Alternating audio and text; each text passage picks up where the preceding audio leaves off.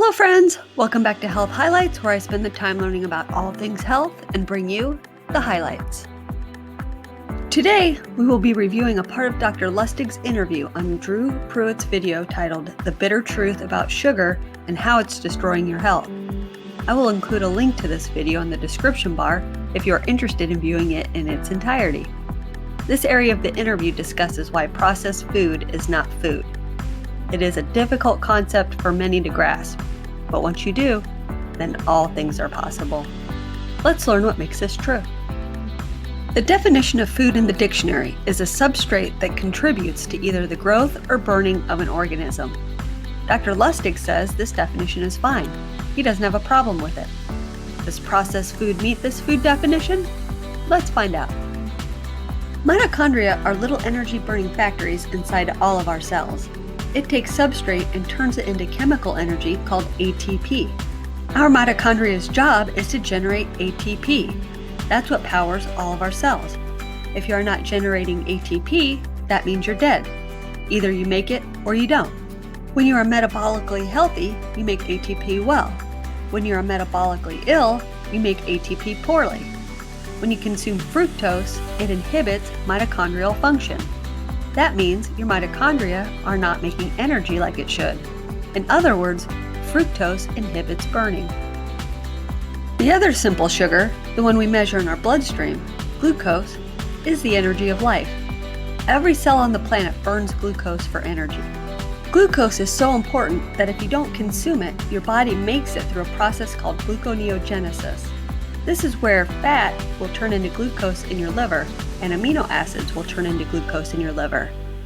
People who eat no carbohydrates at all, people on the ultimate ketogenic diet, still have a serum glucose level because their liver will take the fat and protein and turn it into glucose. Glucose is essential, but it isn't essential to consume it because your body will make it. Fructose, on the other hand, is another thing altogether. There is no biochemical reaction in any vertebrate or animal cell on the planet that requires dietary fructose for functioning. Fructose is a mitochondrial toxin because it inhibits 3 separate enzymes in mitochondria. Number 1. Fructose inhibits AMP kinase. AMP kinase is like a fuel gauge on a liver cell. This enzyme tells your cell you need more energy. It also generates more mitochondria. If you inhibit AMP kinase, you are telling your cells you don't need to make energy. Number 2. Fructose inhibits an enzyme called ACAD-L. This enzyme starts the process of cutting fatty acids into 2 carbon fragments for beta oxidation, which is basically what ketogenesis is, being able to use ketones for beta oxidation. But first, you have to make those 2 carbon fragments to make the ketones. ACAD-L is essential for that function, so if you inhibit that, you are inhibiting beta oxidation. Number 3.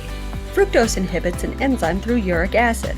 Because fructose increases uric acid inhibits CPT1, which regenerates a shuttle mechanism called carnitine that allows fatty acids to be imported into the mitochondria so they can be beta oxidized.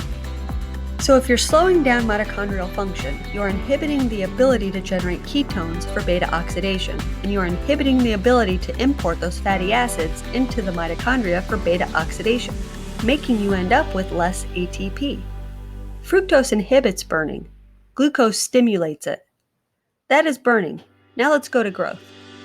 Processed food, and specifically fructose, inhibits scalable growth, inhibits lung bone growth, and inhibits cortical bone growth. Fructose actually hijacks the growth mechanism to generate cancer. Fructose does not lead to growth. It hijacks growth to autonomous growth rather than regulated growth. If you are not burning and you are not growing, are you food? Sugar, and thereby processed food, is not food according to the dictionary definition of food. If you are consuming not food, what do you think is going to happen to you? That is where diet went off the rails 50 years ago. That's what's wrong. There are 8 chronic metabolic diseases. They existed before 50 years ago, but they have jumped in prevalence so severely that these 8 now account for 75% of all healthcare costs in the US. Type 2 diabetes, hypertension, dyslipidemia, cardiovascular disease, cancer, dementia, fatty liver disease, and polycystic ovarian disease are all mitochondrial diseases. Not one of these diseases was a child's disease, and now they all are child diseases. Type 2 diabetes was never seen in a child before. Now 1 out of every 3 new diabetes diagnoses in children is type 2. Fatty liver disease was the disease of alcohol. Now 5-year-olds have fatty liver disease. Children are the canaries in coal mines. They are getting the diseases of alcohol, aging, and mitochondrial dysfunction when they never did before. Why? Because they are eating processed food. Processed food is a relatively new invention. It started after World War II because we started subsidizing commodities during the first Farm Bill in 1933 with the Depression and Dust Bowl.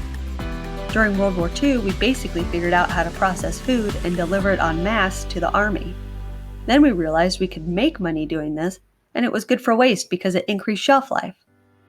So we went into mass production mode of processed food, and that's when the chronic metabolic diseases started rearing their ugly head. There was no such thing as fatty liver disease caused by food until 1980 in anyone. Today, 45% of adults have fatty liver disease and 25% of children have it. So what happened? Bottom line, processed food happened. These top 8 diseases are not actually diseases. These diseases have ICD-11 codes. These are the diseases that doctors learn about in school. In fact, these diseases are actually symptoms of disease. The high LDL is not the disease, it is the symptom of the disease. The high blood pressure is not the disease, it is the symptom of the disease.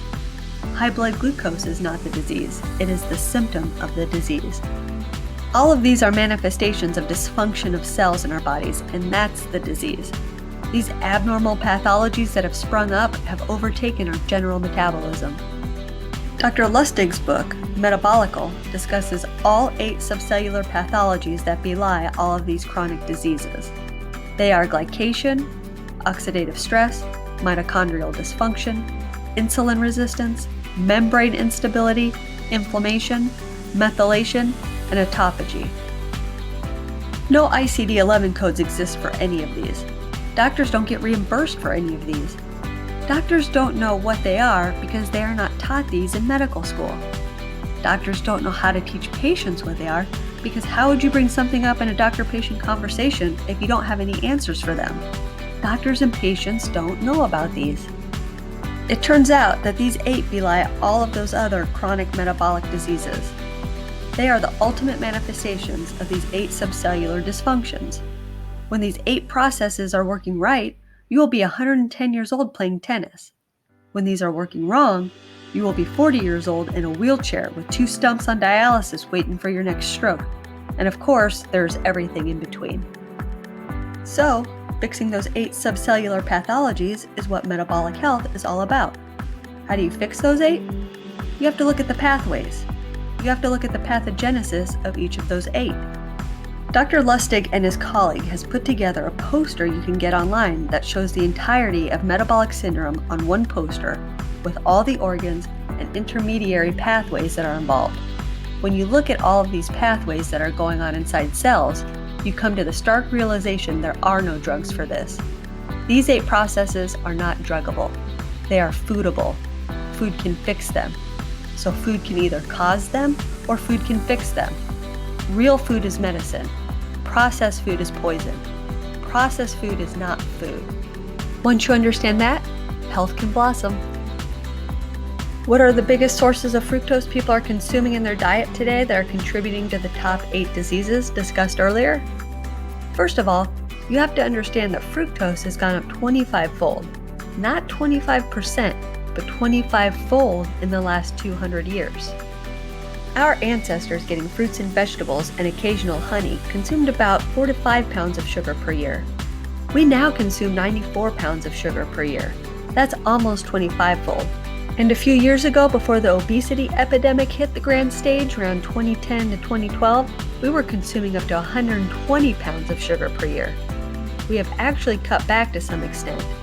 Consumption has started to fall with diet sweeteners in recognition of the problem, but it is still a 25-fold increase. Can our livers handle this? Only your liver can metabolize fructose. When you consume glucose, it goes to every cell in your body. When you consume fructose, it only goes to your liver. What does your liver do with it? The answer is, if you only consume a little of it, like an apple, you have the capacity to metabolize that fructose load into ATP and not get yourself into trouble, because you won't have consumed so much that you are generating that liver fat. An apple is okay. Now take that apple and turn it into a glass of apple juice. First of all, it's not one apple that makes that glass of apple juice, it is 4. You are getting the juice of 4 apples in that glass. You went from 1 apple to 4 apples. You are not getting any of the fiber in order to reduce the rate of absorption and increase satiety, because the fiber moves the food through the intestine faster to get the satiety signal sooner. Now you've got 4 apples in an 8-ounce glass of juice, and you are flooding your liver, and your liver is going to take all of that fructose and turn it into fat. And now that fat is going to either be packaged as triglycerides, which are potentially drivers of obesity or cardiovascular disease, or the fat droplet won't make it out of the liver. It will precipitate into the liver. Now you've got fatty liver disease, which generates the insulin resistance, which then puts you at risk for type 2 diabetes and Alzheimer's. Heart disease and obesity on this side, fatty liver disease and Alzheimer's on this side, all depending on what your liver will do with the fat it made from the sugar.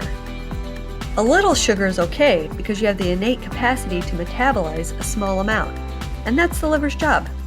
Your liver has enzymes in it that detoxify all sorts of things that you're exposed to. That's why Paracelsus said famously in 1537 that the dose determines the poison, and nothing is without poison. It all depends on how much. We have toxins that will make you keel over and die at parts per billion, like cyanide, ricin, and serin. Then we have chronic toxins, where we have a higher capacity, like arsenic, benzene, carbon tetrachloride, and tobacco smoke, where one dose won't necessarily kill you, but 10,000 might. Fructose fits the same model. One sugar-laden meal is a treat, a delight, a feast. 10,000 sugar-laden meals is death. But that's what we're eating, because every meal is a sugar-laden meal, because there is sugar in everything. 74% of all items in American grocery stores have been spiked with added sugar by the food industry on purpose, because they know when they add sugar, you buy more. Because fructose, for lack of a better word, is addictive. This is their gravy train. This is their hook. Coca-Cola used to have cocaine in their process, used to have alcohol in their recipe. It's always had sugar and caffeine. The FDA said if you are going to sell it interstate, you have to get rid of the cocaine and alcohol. Well, it turned out the sugar and caffeine were good enough to maintain the addiction, and that is what the rest of the food industry figured out too. That's why our entire food supply has been contaminated by the food industry for profit. Processed food is high in sugar and low in fiber. Real food is low in sugar and high in fiber.